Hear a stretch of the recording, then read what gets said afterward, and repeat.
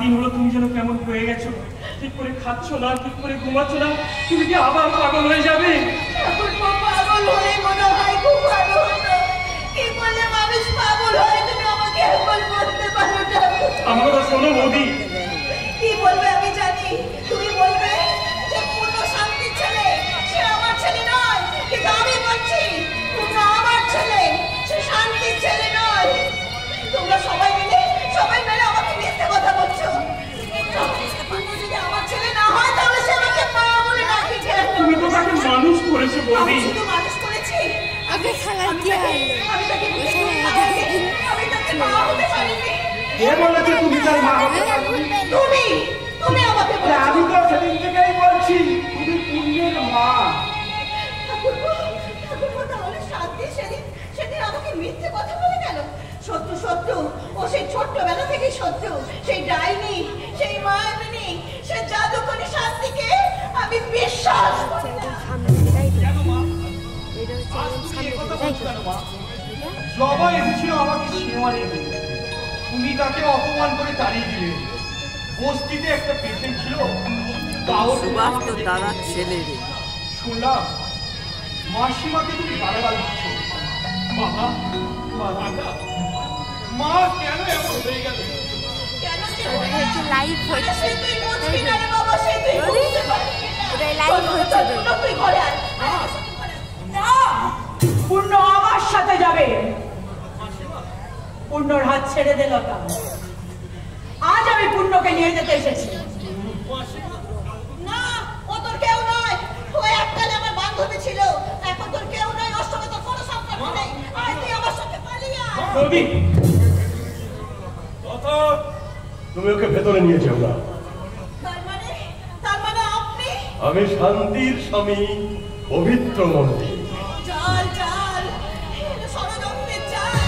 এটা বিষাক্ত মাকড়সা জালের মতো। এরা সবাই মিলে আমাকে ঘিরে ফেলতে চায়।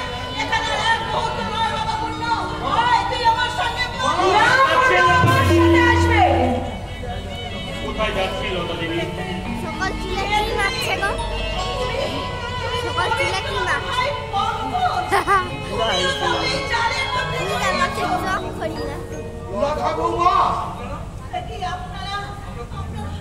আমরা তোমার কাছে পূর্ণ মুক্ত করতে এসেছি। আমি ভিক্ষে কেন আমি ভিক্ষে দেব? আমি তো অনেক সন্তানের মা নই, আমার তো একটা মাত্র সন্তান। তাহলে আপনারা সবাই মিলে দল বেঁধে কেন আমার কাছে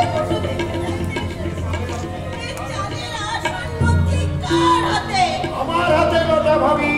বেরিয়ে যান আমার বাড়ি থেকে, বেরিয়ে যান। লতা একটা কথা বলবে না। বৌদি শোনো, বৌদি আমার কথা শোনো। না, আমি কারোর কোনো কথা শুনতে চাই না। আমি কারোর কথা শুনতে চাই না। কি ব্যাপার তোমার? সব কথা শুনে আমার মনে হচ্ছে না, তোর মনে কিছু মনে হতে হবে না। তোর কিচ্ছু মনে হতে হবে না।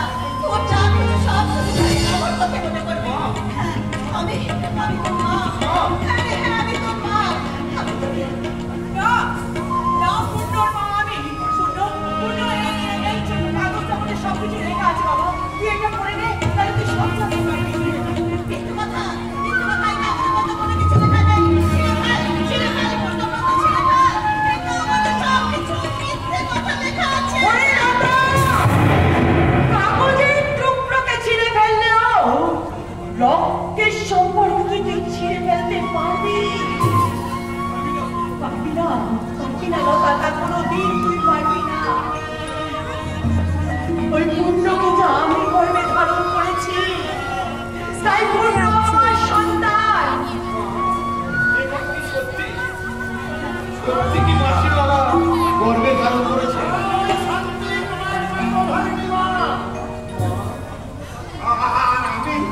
আমি তোমার দাদু।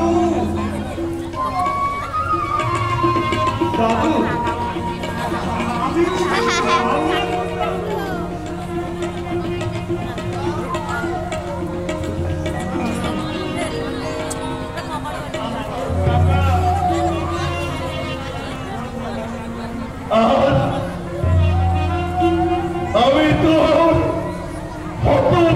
গো বাবা। তাহলে আমি কে? আমি এই বসন্ত বরণ। আমি কে? আমি এই লতা। আপনি হলেন পূর্ণর পালক পিতা আর তুই হলি পূর্ণর পালিকা মাতা।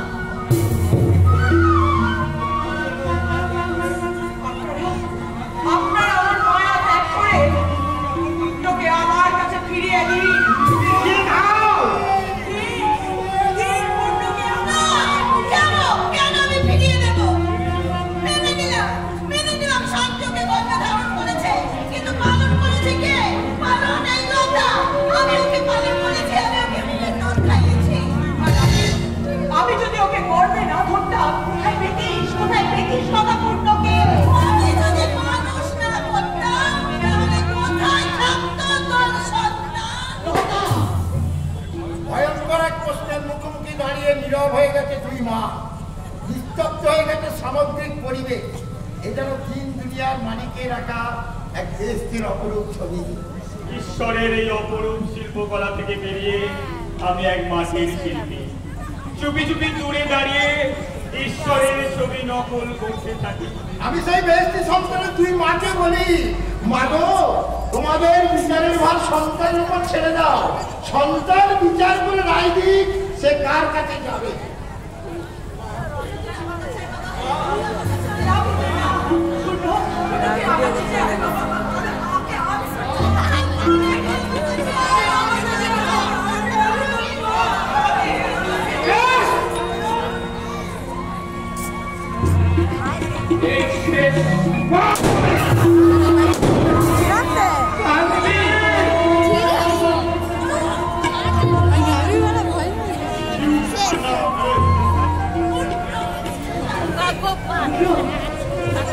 সেখানে যাও, এদিকে ঘুরাই যাবে, দুটা বেড়ান দুটো ঘুরে দিতে করে যাচ্ছে। আমাকে আপনার হাসপাতালে নিয়ে যেতে হবে না।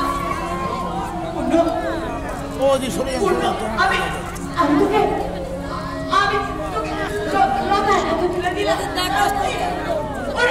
আরে পূর্ণ, আমি সমস্ত তোর মা। তুমি লতা হচ্ছে তোর মা। আমরা তুই চরিত্র